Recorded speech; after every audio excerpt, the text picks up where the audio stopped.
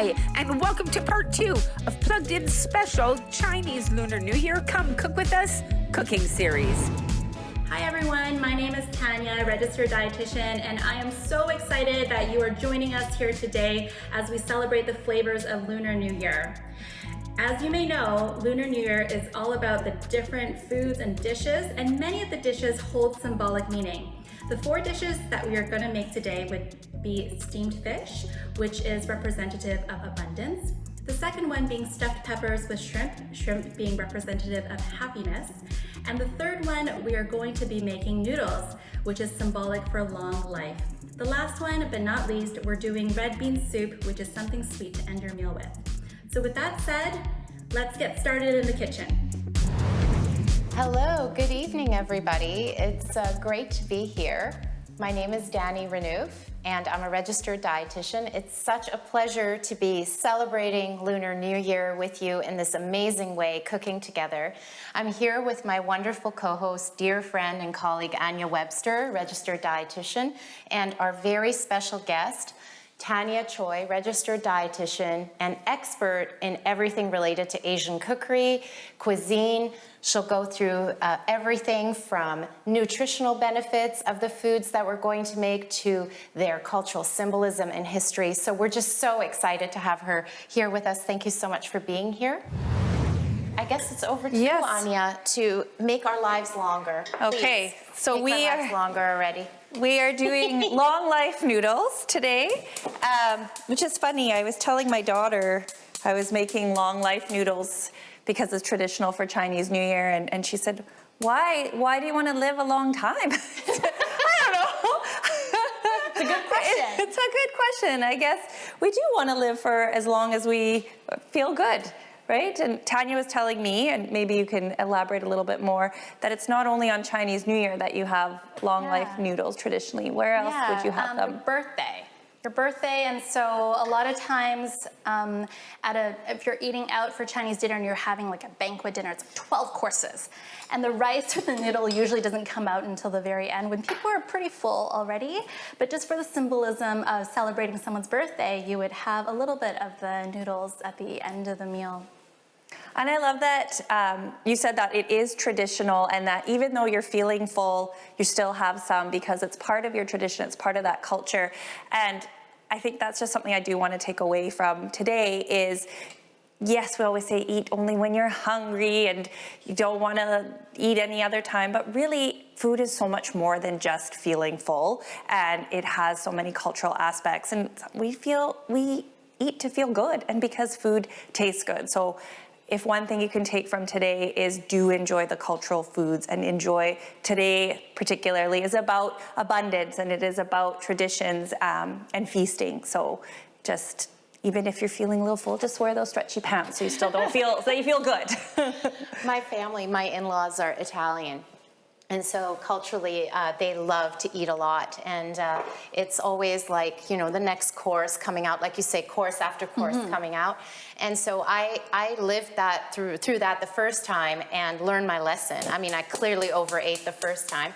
So the next time, I just ate very slowly. I just tried to slow my rate of eating down so much. And then I was able to get through the 12 courses because I just slowed down and I tricked grandma. So I got away with not eating a second. So that was fun. Okay. But yeah, it's definitely what we're here for today is just number one, social connection, being together. I mean, this is the first year after a really long time we can all really celebrate again, right? Absolutely. So yeah, we want to make the most of it. Okay. So here you've got your julienne carrots. Yes, so I've heated up some oil in my wok, and we've got some carrots. Again, I'm not really measuring. We kind of talked about that. We're cooking with your heart. When you're baking, you got to measure because it's a science. I'm trying to figure out which camera to look at. I'm so sorry if I make everyone dizzy with it. So I've got the julienne carrots, and you want to heat those up first because those are going to take the longest to cook. This recipe traditionally, and this is the one we used, but Tanya, you can tell me, it didn't have any vegetables other than the shiitake mushrooms, and the green onion. So just to beef up the fiber a little bit and make it go a little bit further, we did add the julienne carrots and the Napa cabbage. I wrote Napa cabbage, but really whatever, green cabbage, purple cabbage, whatever you like. You can also, again, don't have to follow the recipe strictly, just use whatever vegetables you like. I think when we were talking about the noodles, it is really interesting because when we think about, say, instant noodles, we think about, say, maybe some of the high salt content inside or maybe some of the additives. But what we have noticed is some of the dry noodles, they actually do have quite a bit of sodium added to them as well. And so it was a good opportunity for us when we were preparing for this cooking class is to actually look at the labels behind and to choose one that is a little bit lower in sodium than another, and then looking out for additives as well in the ingredients list. So I was just going to say a couple of things.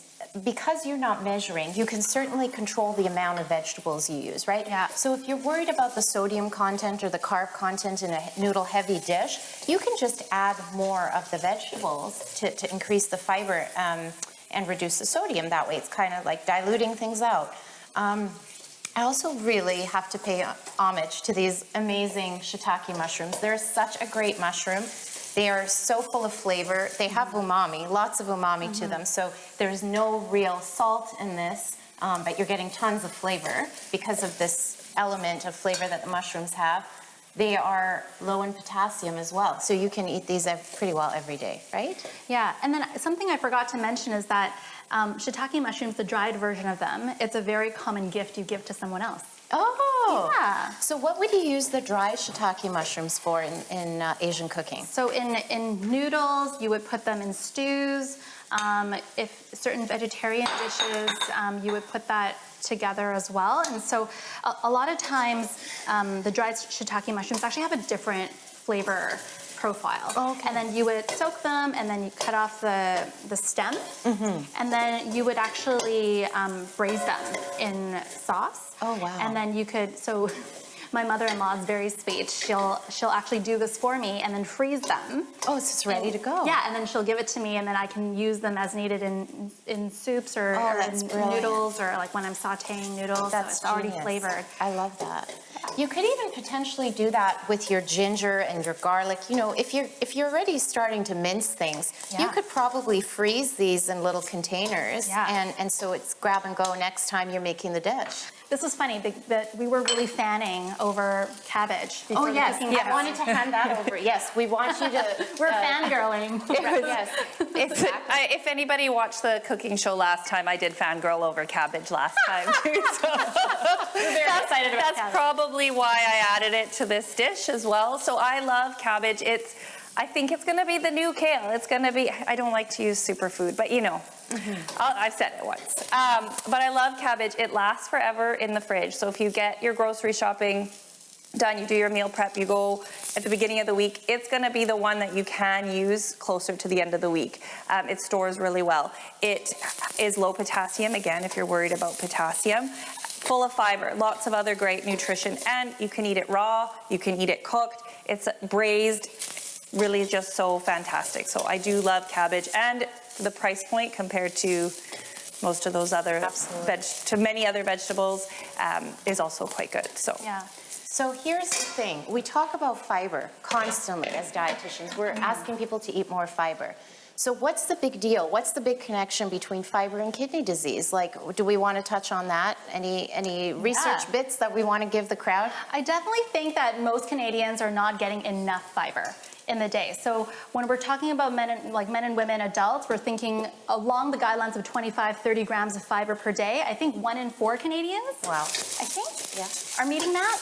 And so most of us could use a little bit more fiber, whether it's from whole grains or whether it's from vegetables or fruit. Beans, lentils. Lentils. So lots of places you can actually get your fiber. And so I think it's really great for digestive health. And so I think it's very beneficial. What's so important about fiber too and kidney disease that we're learning is that fiber is not just beneficial for digestive health, absolutely it is, and we want to make sure people have good digestive health, but it's also the gateway to your immune system. So if people have better gut health by the foods that they eat, then they're going to also have better immune function. And so if you have less inflammation, better immune function, that means the health of your kidneys is also better. The health of your circulatory system is better. Your heart health, your brain health, it's all connected. There's an axis between the kidney and the gut, which I think is so cool. And just that food is really medicine, right? It's got this power to be medicine. It's joyful, but it's also, a way that we can help heal ourselves. So I think that's pretty cool. I think it's so interesting how there's just emerging research on all of this, and that it's just very interesting to see some of that connection in preliminary research as well. Amazing. So we're just gonna finish this one up. So we did, again, boost up the fiber in here as we talked about how we wanna feel full. If you wanted to make this even more of a dish, we're using it today as a side dish with the fish and the shrimp, but you could also add some tofu on the side or some of your favorite meat. So I've got this hot, everything's sauteed nicely. I'm just gonna add the noodles. I love that sizzle. I know, yes, I know, right? So much fun.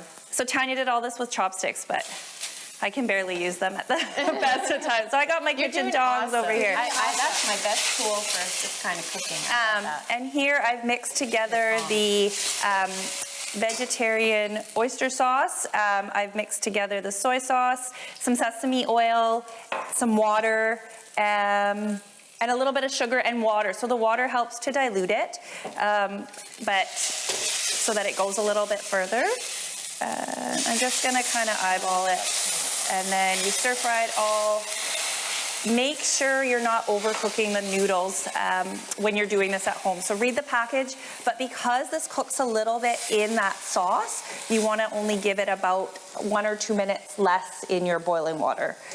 Otherwise, I did taste test it at home with one very thin noodle, and it just turned kind of to mush. So just keep your eye on that.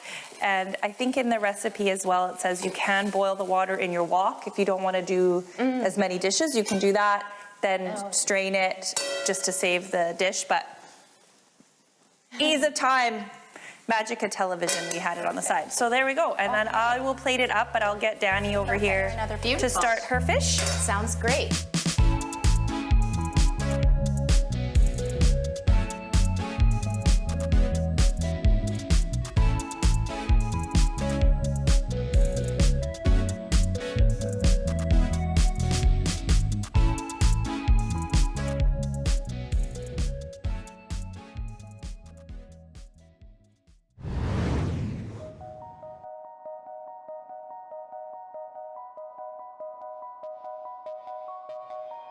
Save the date, Saturday, March 4th, 2023.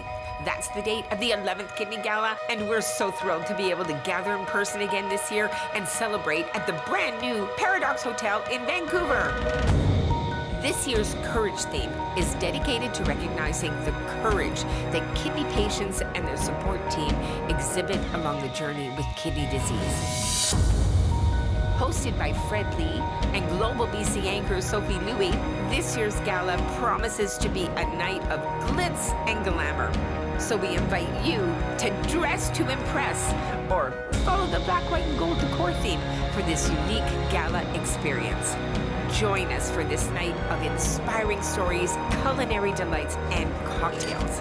There'll be a live cake auction again this year, and our live auction will feature some carefully curated big feature items, including luxury getaways to Sparkling Hills, a luxury RV rental for a week, and a 2-day trip on the Rocky Mountaineer. Our fabulous silent auction will be live online 1 week prior to the event for people to access. But that's not all. Featured speakers at this year's Kidney Gala include a dynamic couple, Alexis and Rob McKay-Dunn.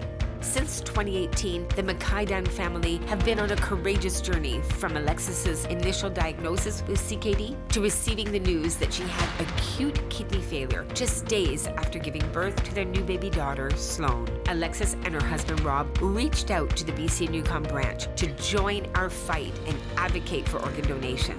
Rob's cousin Sandra was a successful candidate for Alexis's living donor match. And through the Living Organ Donor Expense Reimbursement Program, Sandra and her support team were able to fly from Calgary with accommodation and travel paid for to give Alexis the gift of life. And also speaking is Scully White, chef and owner at Lully's Food Experience, who's better known to many as the Abbotsford hot dog vendor extraordinaire. Scully is known in his neighborhood for being a charitable person, but he even outshone his own reputation when he decided that he would donate one of his kidneys to a customer. Scully, now a strong advocate for living organ donation, works closely with the Kidney Foundation to assist people who are on their journey to finding a kidney. Scully has even offered free hot dogs for life for anyone who becomes a living kidney donor. You'll hear more from our keynote speakers at the 11th Annual Kidney Gala. We are so excited to be gathering our kidney community together in person with the goal of raising $350,000 for kidney patients and their loved ones right here in BC and the Yukon. So why not join us? Tickets are on sale right now, but they're going fast. Just visit kidneygala.com to purchase your tickets or to find out more details about this fabulous evening that you don't want to miss.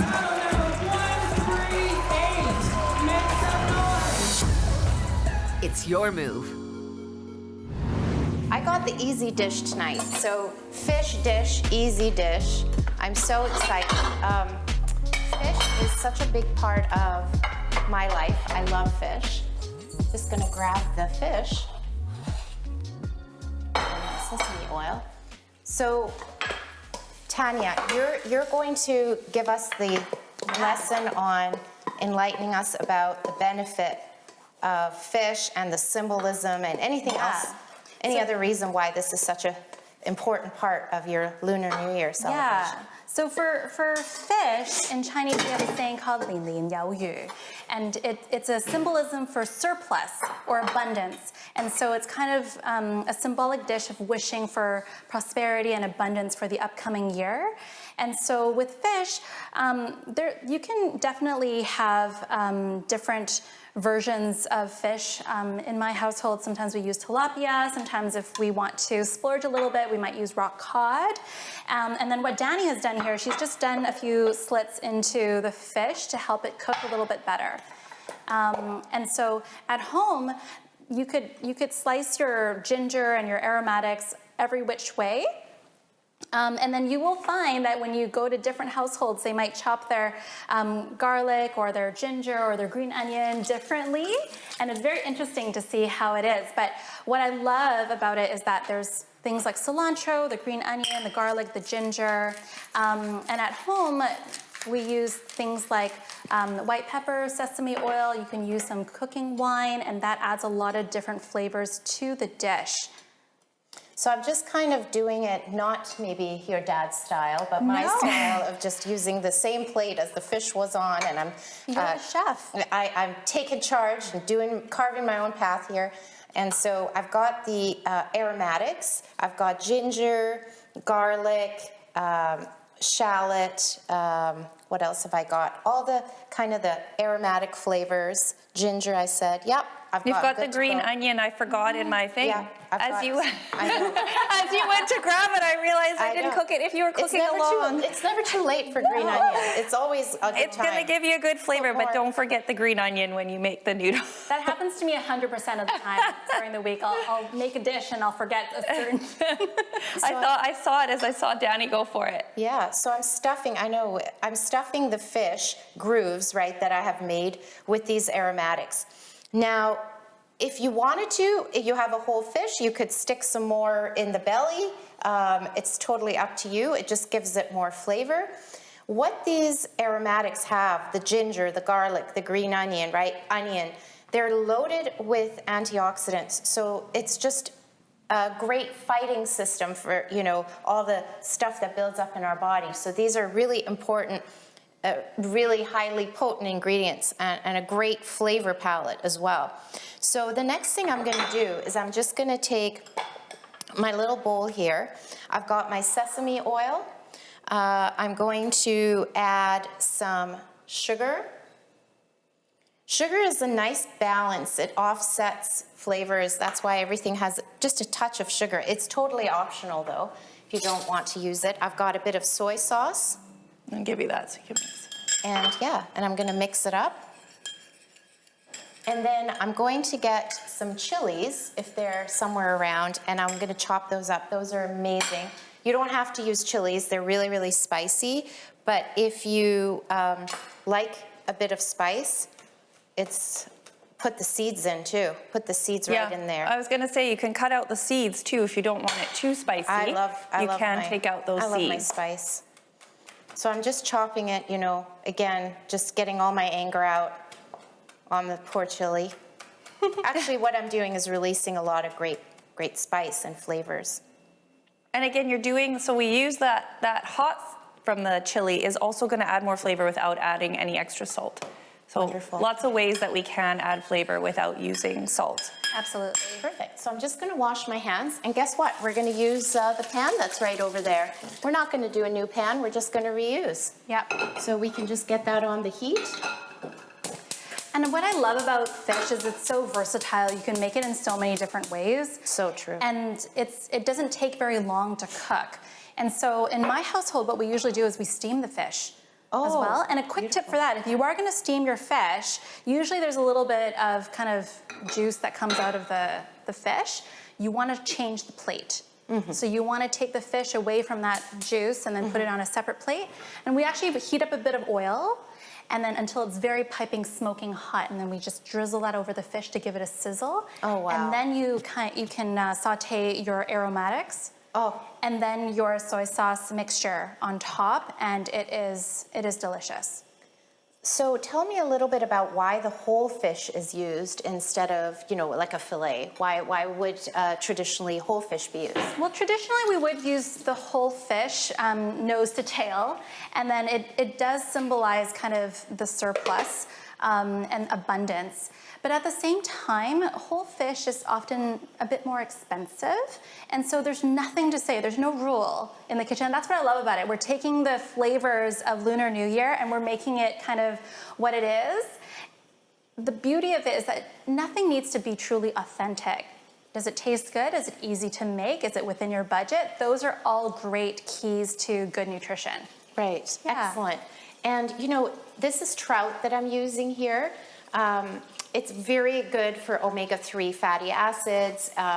It's a great kind of heavier fish, as we were talking about. So it's got a lot of body to it. But you could use bassa, you could use tilapia. You could use rock cod, which would be a little bit more expensive. But then it would be like the texture of the fish would be a little bit different. And you could try it with you could try this flavor profile with different fish. Yeah, you could do it with salmon in the oven, right? If you wanted to, It might just be, this is just one way of making fish, but there's so many different ways that you can do it. And then with the soy sauce, and then I guess you've noticed a bit of a pattern. You see sesame oil. Yes. 3 times over now. Amazing. And then if you haven't tried it, you got to get your hands on a bottle. Oh, it's the best. Yeah. It smells amazing, and it's got, again, really great oil properties. It's a really great oil for heart health.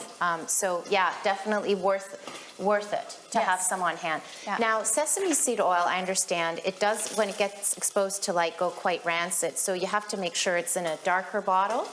And or also maybe put it in the fridge. It hasn't actually, I mean, I guess I go through it so quickly. Yeah. Yours doesn't go bad, right? Yeah, That's great. That's great. But yeah, it's funny. My dad, he has a whole canister of it.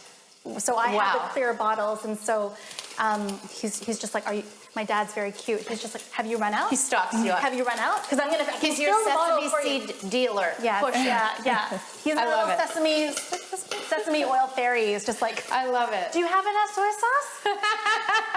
I don't know if your parents are like That's love. That's gotta be. That's love. Yeah. And so speaking of love, the way that we sometimes greet each other is just like, oh, have you eaten yet? It's like 咗飯未? And so that's kind of a symbol of love. Aww. And in my household, I mean, pomelo is also a gift that you might give to somebody in your family during New Year's. And love for my mom is she'll peel everything and then she'll put it all in containers. So it's just pomelo. You just take a fork. And That is love, That is because love. My anybody mother did who's that to the peeled a kids. pomelo Yeah. knows that it is a labor of love Yeah. and takes a lot of time. You have to cut each segment out. So Yeah. I appreciate that from your mom and like it when my mom does that too. And we just like, when you want to greet somebody and do something nice for someone else, you cut up fruit for them. Then you know they're going to eat it too, right? Yeah. So my final pièce de résistance is to pour this dressing on top. Oh my God, this is great. Oh, smells Oh, good. it smells amazing. And the fish is happy. Like, that's a happy fish. I know it looks a bit kinked in there, but it's happy. It's loving life right now. It's going to be delicious. Yeah. And I like that whole fish. I mean, we talked about that it's less expensive, but I feel like that's going to be less likely to overcook too, because you've got all that fat and that skin and everything else going for it. Absolutely. It's like a parchment paper, you know how you would wrap fish in parchment paper to protect it moisture-wise. This is all in one. So brilliant. Yeah. And speaking of maybe more economical cuts of fish, it's that it doesn't have to be fillets. Fillets are usually more expensive. In my household, we also eat other parts like the salmon belly. Or some people who often eat at Japanese restaurants, you would eat salmon head or salmon jaws. And it's actually, the texture of it is actually much better than the fillet, and it's way cheaper as well. And an easy way that I like to cook for my toddler is we just broil it. We just broil it for 10 to 12 minutes. Wow. Some garlic powder, a little bit of oil, a little bit of pepper. He's happy. Wow, that's amazing. Wonderful. Yum. Well, my fish is almost ready. Dinner is almost ready here.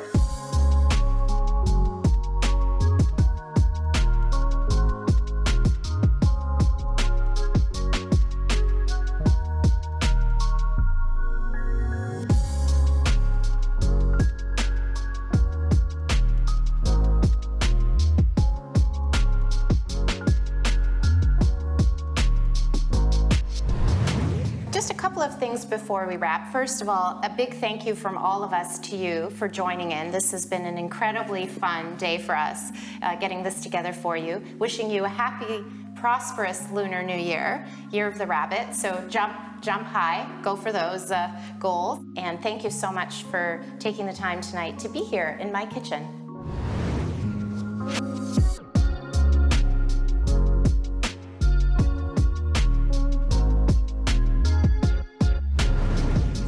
Food waste is actually from households, 50% of our food waste. And so whenever I have the chopping board out, just cut as much as you can. Chop away. Chop away. Because, I mean, I think we've all experienced this where we've had this bad vegetable in the crisper drawer. Yes. And it's been forgotten. Yes. But then if it was chopped, you're more likely to use it. Yes.